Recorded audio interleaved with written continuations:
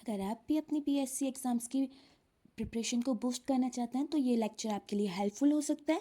Students, हमने solution and colligative properties के PYQ 17 पहले ही सॉल्व कर लिया है। ये आपका पार्ट 2 है, तो इसमें हम 18 क्वेश्चन से स्टार्ट करते हैं। आप सबसे पहले MCQs अपने आप से सॉल्व करना, देन आंसर को मैच करना। इसमें पूछा गया आपका वेंट ऑफ फैक्टर कौन सा होता है, फर्स्ट, सेकंड और थर्ड और फोर्थ। आपको पता है कि जो वेंट ऑफ फैक्टर होता है वो होता है theoretical molecular weight of solute divided by observed molecular weight of solute. Means आप अपर पोजीशन पे थ्योरेटिकल वैल्यू लेते हो divide by observed value of the solute by its molecular weight. 19 question है, the enthalpies of combustion of carbon and carbon monoxide are -393.5 and -383 kilo joule per mole. Minus क्या represent कर रहा है कि means हमारी reaction जो है वो एक्सोथर्मिक इन नेचर है। The enthalpy of formation of carbon monoxide पर मोल इज, आपको बतानी है कि अगर हम कार्बन का और कार्बन मोनोऑक्साइड का कंबशन करते हैं तो हमारी एंथैल्पीज ये आई हैं, लेकिन अगर हम कार्बन मोनोऑक्साइड का फॉर्मेशन करें तो हमारी एंथैल्पी क्या होगी। सिंपल सी बात है, आप कंबशन लिखिए सबसे पहले कार्बन का। कार्बन क्या होता है आपका, सॉलिड फॉर्म में प्रेजेंट होता है, प्लस O2 की प्रेजेंस में कंबशन होता है, इट विल गिव CO2। तो इसमें हमें एंथैल्पी कितनी दी हुई है, -393.5 किलो जूल पर मोल। नेक्स्ट है कार्बन मोनोऑक्साइड का कंबशन कराना है आपको। कार्बन मोनोऑक्साइड क्या है, एक गैस है, तो गैस से रिप्रेजेंट कीजिए। हम हाफ O2 का मोलिक्यूल लेंगे, it will give CO2 gas. Delta H हमें कितना मिला है, -283 किलो जूल पर मोल। तो हमें क्या निकालना है, किसका फॉर्मेशन निकालना है हमें, carbon monoxide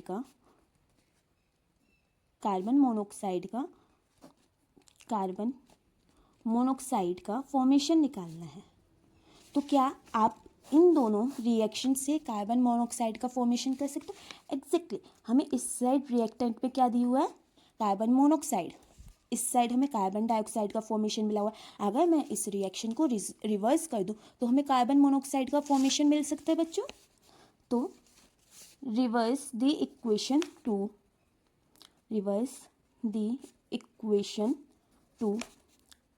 CO2 gas converted into carbon monoxide plus half mole of O2 gas. तो जब हमने रिवर्स किया रिएक्शन तो जो हमारा एक्सोथर्मिक प्रोसेस था वो क्या हो जाएगा, एंडोथर्मिक प्रोसेस हो जाएगा। आपको इसका भी साइन चेंज करना होगा। तो ये क्या होगी आपकी एंथैल्पी, 283 किलो जूल पर मोल। अब देखिए, अगर हमें क्या करना है, हमें यहाँ से CO2 गैस को एलिमिनेट करना है, क्योंकि हमें सिर्फ किसका चाहिए, कार्बन मोनोऑक्साइड गैस का एंथैल्पी चाहिए। तो जो हमारी फर्स्ट इक्वेशन है, carbon solid plus O2, it will give CO2। Now subtract both the equation. Delta H कितना है, -393.5 kg पर मोल। तो देखिए, half mole of the O2 gas is cancelled by the half mole of O2. Carbon dioxide gas is cancelled by carbon dioxide. तो हमें क्या मिला, carbon से carbon monoxide gas plus half O2। ठीक है, ये हमें रिएक्शन मिली, हमें क्या मिल गया, कार्बन मोनोऑक्साइड का फॉर्मेशन मिल गया। तो हम लिखेंगे enthalpy of formation is equal to -393.5। हमें कितना मिला है एंथैल्पी कार्बन मोनोऑक्साइड के फॉर्मेशन में, 283 plus 283 kJ per mole. It will leads to -11.1, it leads to -110.5 kilo joule per mole. तो माइनस में हमारी एंथैल्पी है, मीन्स एक्सोथर्मिक प्रोसेस है, तो इसकी वैल्यू क्या हो जाएगी, -110.5 kilo joule. Now move to 20 question. आपको बताना है प्रेशर ऑफ गैस की कौन सा करेक्ट स्टेटमेंट है और वी कैन से कौन सी करेक्ट इक्वेशन है। ये 4 इक्वेशन आपको गिवन है, लेकिन हम जानते हैं जब तो प्रेशर के चेंज के साथ हमारा इसका भी आंसर हो जाएगा। बच्चे जो फॉर्मूला बेस्ड है उन्हें हम डायरेक्ट टिक कर रहे हैं, हम डेरिवेशन डिराइव नहीं कर रहे हैं क्योंकि वीडियो फिर बहुत ज़्यादा लेंथी हो जाती है। ठीक है, इसका आंसर भी है। Students, now move to 21 question. Which of the following statement is correct regarding standard free energy change. Free energy change बताना है आपको and the equilibrium constant for a mixture of ideal gases. Equilibrium constant बताना है जब हम mix करते हैं idol gases को। उससे पहले आपको कुछ बेसिक्स पता होने चाहिए। जो डेल्टा जी होता है हमारा स्टैंडर्ड फ्री एनर्जी चेंज होता है, वो होता है बच्चों delta H minus T D S. ठीक है, और we can say delta G equal to minus R T L N K. ये टर्म्स आपको थर्मोडाइनमिक्स से मिलती हैं। के क्या है हमारा इक्विलिब्रियम कांस्टेंट। तो इक्विलिब्रियम कांस्टेंट का हमारा फॉर्मूला होता है D L N K upon D T equal to delta H standard change in the enthalpy divided by R T square. R is a gas constant, T is a temperature. ठीक है, तो हमें क्या पता चला कि जो हमारा इक्विलिब्रियम कांस्टेंट है वो हमारा टेम्परेचर पे डिपेंड करेगा और प्रेशर से इंडिपेंडेंट है। प्रेशर के इंडिपेंडेंट है और टेम्परेचर पर डिपेंडेंट है। This equation is given by van Hoff. ठीक है, तो अब स्टेटमेंट पढ़िए। Standard free energy change and equilibrium constant are independent of total pressure and temperature. हमने देखा कि जो हमारा इक्विलिब्रियम कांस्टेंट होता है वो टेम्परेचर पे डिपेंडेंट होता है। ये स्टेटमेंट आपका इनकरेक्ट हो जाएगा। Next statement, both properties depend on total pressure and temperature. नहीं, दोनों प्रॉपर्टीज आपकी डिपेंड नहीं होती टोटल प्रेशर और टेम्परेचर, सिर्फ टेम्परेचर पे डिपेंड होती है। सी आपका, both properties are independent of temperature but dependent on total pressure. हमने देखा कि टेम्परेचर पे डिपेंडेंट होती हैं लेकिन टोटल प्रेशर पे डिपेंडेंट नहीं होती। D, both properties depend on temperature but independent of total pressure. ये आपका आंसर सही है। देखिए आप, स्टैंडर्ड गिव्स फ्री एनर्जी जो है वो आपकी टेम्परेचर पे डिपेंड कर रही है और जो आपका इक्विलिब्रियम कांस्टेंट है वो भी आपका टेम्परेचर पे डिपेंड कर रहा है लेकिन टोटल प्रेशर पे डिपेंड नहीं कर रहा है, इसलिए इसका ऑप्शन हो जाएगा D. Now move to 22 question. Consider an ideal solution of two liquids A and B. If partial pressure of both liquids are same, then total pressure of the solution is. 22 question में हमसे पूछा गया है कि एक ideal solution है, दो liquids हैं जिसमें A एंड B, अगर उनका प्रेशर सेम कर दिया जाए, पार्शियल प्रेशर सेम कर दिया जाए तो उनका टोटल प्रेशर क्या होगा। Suppose we have a solution A and solution B। इस पे हमारा पार्शियल प्रेशर A है, इस पे पार्शियल प्रेशर B है। अगर ये दोनों इक्वल हो जाए तो हमारा टोटल प्रेशर कितना होगा। टोटल प्रेशर हम कैसे निकालते हैं बच्चों, partial pressure of A plus partial pressure of B। Now हमसे पूछा गया है कि टोटल प्रेशर कितना होगा, लेकिन हमें ये तो पता है कि partial pressure of A equal to partial pressure of B, but हमें ये नहीं पता है कि पार्शियल प्रेशर A क्या है या B क्या है। तो देखिए बच्चों, अकॉर्डिंग टू रॉल्ड्स लॉ हम एक फॉर्मूला पढ़ते हैं। जो हमारा पार्शियल प्रेशर ऑफ A होता है, पार्शियल वेपर प्रेशर जो होता है A का, वो इक्वल टू होता है X से pressure of vapour pressure of pure A। Means A ये हमारे A सॉल्यूशन को रिप्रेजेंट कर रहा है, तो जो हमारा पार्शियल प्रेशर A का है वो इक्वल टू होता है mole fraction of A into vapour pressure of A। Clear. तो पार्शियल प्रेशर ऑफ B क्या होगा हमारा, XB P note B। Clear. मैं लिख देती हूँ, P नोट जो है वो आपका रिप्रेजेंट कर रहा है वेपर प्रेशर को। ठीक है, in the pure form. X जो है वो आपका मोल फ्रैक्शन है, mole fraction of A component and B component. अब देखिए, हम जानते हैं according to the mole fraction definition, हम जानते हैं कि जो XA होता है अगर हम उसे XB के साथ रिएक्ट कराएं तो वो इक्वल टू होता है 1। Means XA plus XB equal to 1। जो मोल फ्रैक्शन A कंपोनेंट का होगा और जो mole fraction of B component का होगा वो इक्वल टू 1 होगा। तो इससे हम निकाल सकते हैं कि जो XB होगा वो होगा हमारा 1 माइनस XA। देखो बच्चों, जब partial pressure of A equal to हुआ partial vapour pressure of B के, तो हमारी ये दोनों टाइम्स ऑटोमेटिकली इक्वल हो जाएंगे एक दूसरे के। Means XA P A naught equal to X B P B naught. Now X B की हमें वैल्यू मिल गई 1 माइनस एक्स ए। एक्स क्या है? मोल फ्रैक्शन, ठीक है। Mole fraction of B equal to 1 minus mole fraction of ए।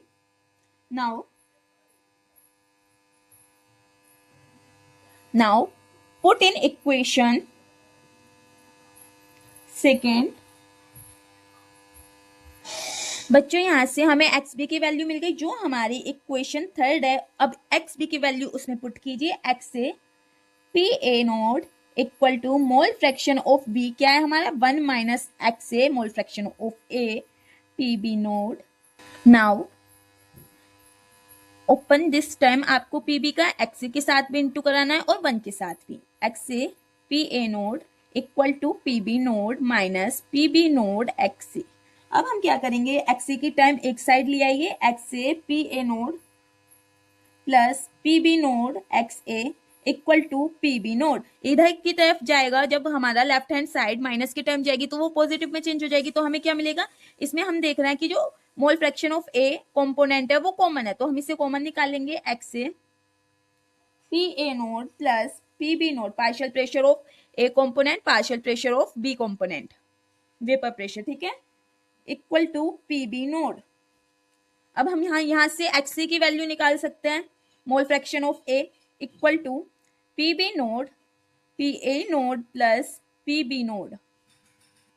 अब हमें मोल फ्रैक्शन ऑफ ए की वैल्यू मिल गई है जिसे हम इक्वेशन 1 में पुट कर सकते हैं। तो लिखिए बच्चों, P B naught upon P A naught plus P B naught. Mole fraction की वैल्यू एक ही है देन पी ए नोड, ठीक है। ये हमें किसका मिल गई वैल्यू? पी ए का, partial pressure of A component. हमें क्या चाहिए? टोटल प्रेशर चाहिए, पी टोटल चाहिए। हमें क्वेश्चन में गिवन है कि जो पी ए इक्वल है वो पी बी के इक्वल है, मींस जो पार्शियल प्रेशर ऑफ ए है वो पार्शियल प्रेशर ऑफ बी के इक्वल है। तो हम जो पार्शियल प्रेशर ऑफ ए की टाइम आई है उसे हम बी में भी लिख सकते हैं।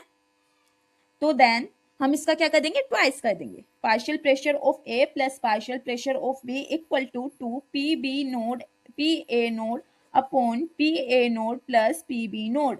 ये आपका आंसर हो जाएगा। Now match this time. B answer 2 P B naught A naught P A naught plus P B node.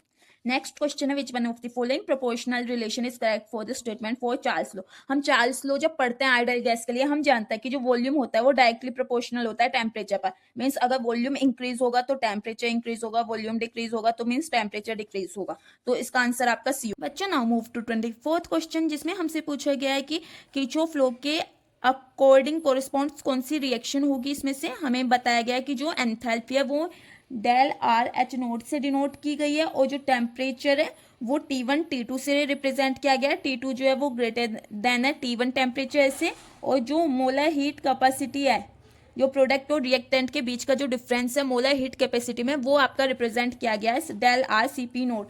हम जानते हैं according to Kirchhoff law D del R H means enthalpy change with respect to temperature at constant pressure is equal to the molar heat capacity, ठीक है। ये हमारा formula है। Now integrate it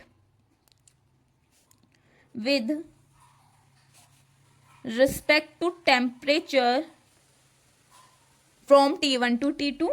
now integrated. बच्चों हम इस equation को ऐसे भी लिख सकते हैं डी डेल एच।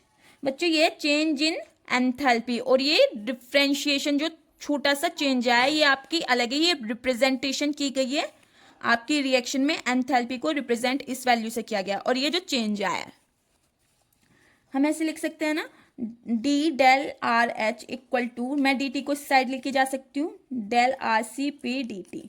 अब हमें इस इक्वेशन को इक्वेशन 1 को इंटीग्रेट करेंगे with respect to time T1 to T2। लिखिए डेल आर एच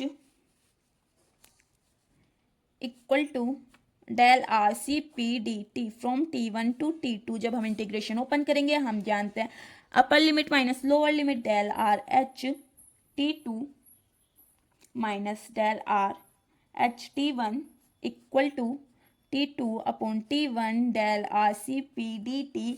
जो हमारा डेल आर सी पी होता है मीन्स मोलर हीट कैपेसिटी जो होती है वो हमारी क्या होती है? कांस्टेंट होती है। तो इसे हम बाहर ले लेंगे। तो इसमें तो कोई चेंज आने वाला नहीं है, तो हम इस इक्वेशन को लिखेंगे del R H T two equal to, ये माइनस वाली टर्म है, इसे हम प्लस में ले जाने के लिए राइट हैंड साइड ले आएंगे, del R H T one plus del R C P T two minus T one. ठीक है, तो ये इक्वेशन मैच कीजिए आंसर से, ए आपका आंसर हो जाएगा। ठीक है बच्चों, अगेन इसे एक बार प्रैक्टिस करना, और अगर इंटीग्रेशन आती है तो बहुत अच्छी बात है, वरना थोड़े बेसिक्स इंटीग्रेशन के सीख लीजिए। Now move to 25th question. Which one of the following substance which are considered as liquid in the standard state would exhibit a deviation from Torrentons rule? हमें बताना है कि कौन से following substance में से Torrentons rule से deviation show करेगा substance। उससे पहले आपको Torrentons rule पता होना चाहिए। Torrentons rule बोलता है कि जो हमारी एंट्रोपी ऑफ वेपराइजेशन है, एंट्रोपी ऑफ वेपराइजेशन है किसी भी लिक्विड की एट बॉइलिंग पॉइंट, वो हमारी हमेशा 85 से 88 जूल पर मोल पर केल्विन होनी चाहिए। ये आपका टोरेंटोन रूल्स बोलता है। ठीक है, तो अकॉर्डिंग टू द टोरेंटोन रूल हम जानते हैं कि जो हमारा वाटर होता है उसका जो बॉइलिंग पॉइंट होता है, ये एक बेसिक कंसेप्ट है, जो वाटर होता है उसका बॉइलिंग पॉइंट 100 सेल्सियस होता है। तो ये आपका डेविएशन शो करेगा, क्योंकि टोरेंटोन रूल्स के अकॉर्डिंग तो 85 से 88 जूल पर मोल पर केल्विन होनी चाहिए जो आपकी एंट्रोपी है। लेकिन जो बॉइलिंग पॉइंट होता है H2O का वो 100 सेल्सियस होता है, और वो डेविएशन शो करता है टोरेंटोन रूल से।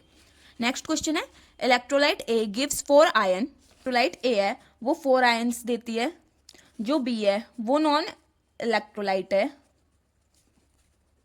If 0.1 molar solution of solute B produces an osmotic pressure P, अगर हमारे पास 0.1 मोलर का कोई सॉल्यूशन है बी, वो ऑस्मोटिक प्रेशर क्रिएट करता है P, then 0.02 molar solution, 0.02 molar solution produces solution of A will produce osmotic pressure equal to, मतलब कि आपको बताना है कि अगर हमारे पास कोई बी कंपाउंड है, ठीक है, बी सॉल्यूशन है, उसका जो मोलैरिटी है, हमारे पास कोई बी सॉल्यूशन है जिसकी मोलैरिटी 0.1 है, तो उसका ऑस्मोटिक प्रेशर कितना है, पी है। तो हमें बताना है कि अगर हमारा मोलर सॉल्यूशन है, अगर उसकी मोलैरिटी 0.02 है, तो हमारा ऑस्मोटिक प्रेशर किसके इक्वल होगा। आपको इसमें ऑस्मोटिक प्रेशर फाइंड करना है। तो हम बेसिक सा फॉर्मूला जानते हैं, जो हमारा ऑस्मोटिक प्रेशर होता है वो इक्वल टू होता है ICRT। आई आपका वेंट ऑफ फैक्टर, जैसे कि हमारा जो ए सब्सटेंस है वो 4 आयंस प्रोड्यूस कर रहा है, तो ए के लिए हमारा आई क्या हो जाएगा, 4 हो जाएगा, और बी के लिए नॉन इलेक्ट्रोलाइट मीन्स 1 आंसर हो जाएगा। ठीक है, आई क्या हो जाएगा 1। तो देखिए pi equals to 4b osmotic pressure equal to 1 into 0.1 RT। ठीक है, कंसेंट्रेशन कितना गिवन है हमें, 0.1 molar, 0.1 RT, R is a gas constant, T is a temperature, equal to 0.1 RT। ठीक है, हमारा ऑस्मोटिक प्रेशर क्या हुआ 0.1 RT। Then for a solution हमारे पास कितना आई फैक्टर है, 4 आयंस फॉर्म हुए हैं, तो हमारे पास 4 आई फैक्टर है, 4 इंटू कंसेंट्रेशन कितना गिवन हमें 0.02 into RT equal to 0.08 RT।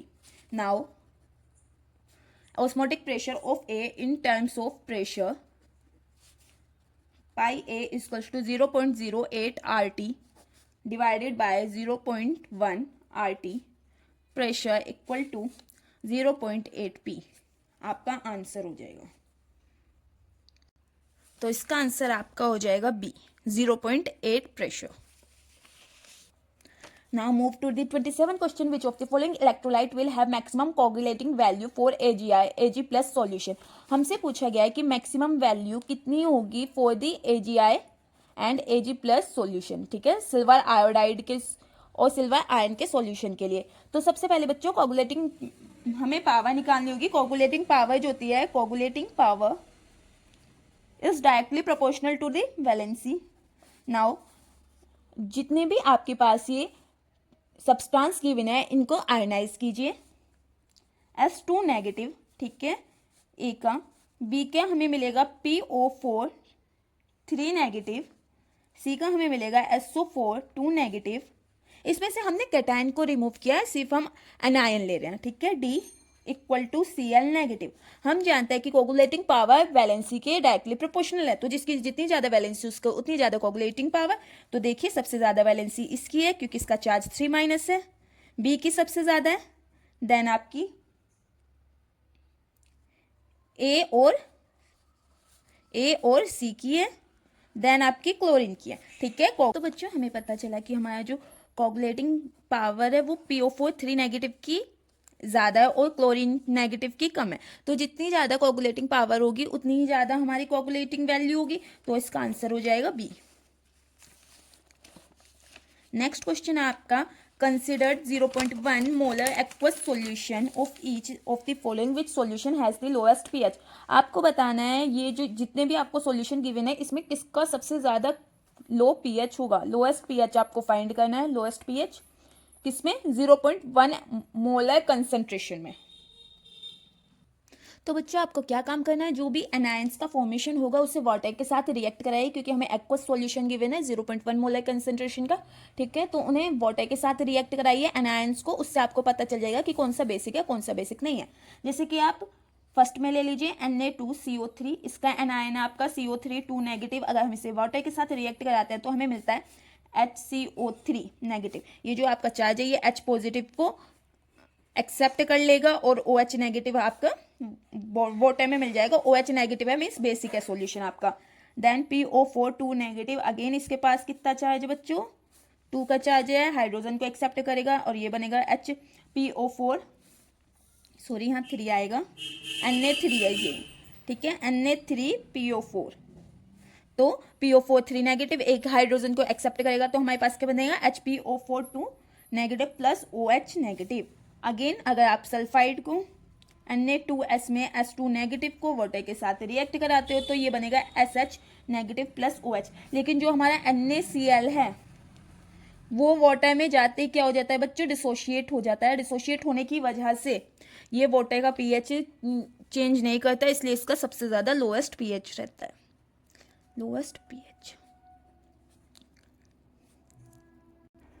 आपके जितने भी अपर सब्सटेंस हैं वो सभी वाटर के सॉल्यूशन में जाके रिएक्ट करता है, लेकिन जो NaCl है वो डिसोशिएट होता है। फॉर एग्जांपल जब आप वाटर में नमक मिलाते हो, सॉल्ट मिलाते हो, तो वो डिसवॉल्व होता है, वो रिएक्शन शो नहीं करता है, उसका आयोनाइजेशन होता है, इसलिए सबसे लोएस्ट pH वैल्यू आपकी NaCl की होगी।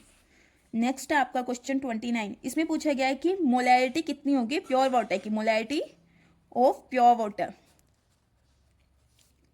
इसे निकालने के लिए बच्चों आपको सबसे पहले पता होनी चाहिए कि आपकी डेंसिटी कितनी होती है वाटर की। डेंसिटी की अगर फॉर्मूले की बात की जाए वाटर के लिए 1 ग्राम पर ml। ठीक है, या हम लिख सकते हैं 1000 ग्राम पर लीटर, क्योंकि 1 litre is equal to 1000 ml। Okay बच्चों, then molar mass of water हमें निकालनी है मोलैरिटी। ठीक है, मीन्स हम निकालेंगे कि पर लीटर कितने मोल्स प्रेजेंट है। तो मोलर मास ऑफ वाटर कितना होता है 18 ग्राम पर मोल। नाउ हम लेते हैं कि moles in litre, 1 litre 1000 upon 18 equal to 55.5 mole, molar molarity. ठीक है, moles per litre, moles per litre.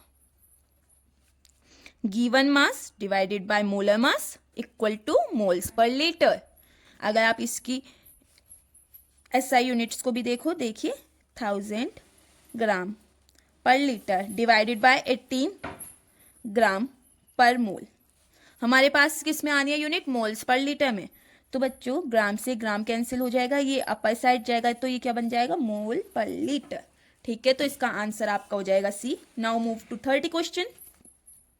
Which of the following is a correct relation for critical temperature for a gas. Critical temperature पे आपसे relation पूछा गया है gas का, तो आपको एक इक्वेशन पता है P plus AB square V minus B equal to RT। At critical point जो आपका dP अपॉन dV होता है वो 0 होता है, और जो इनका डबल डिफरेंशियल होता है वो भी आपका 0 होता है। तो हम जानते हैं क्रिटिकल टेम्परेचर की वैल्यू जो होती है वो 8A27 RB होती है, और जो हमारी क्रिटिकल प्रेशर की वैल्यू होती है वो A अपॉन 27B स्क्वायर होती है, और जो हमारे क्रिटिकल वॉल्यूम की वैल्यू होती है वो 3B होती है। तो आप इन तीनों ही वैल्यूज़ को डायरेक्ट याद कर लेना, डेरिवेशन से निकालने में बहुत टाइम लगता है, तो इन्हें आप याद कर लीजिए, मैच कीजिएगा answer. Answer A 8A/27 RB। ठीक है।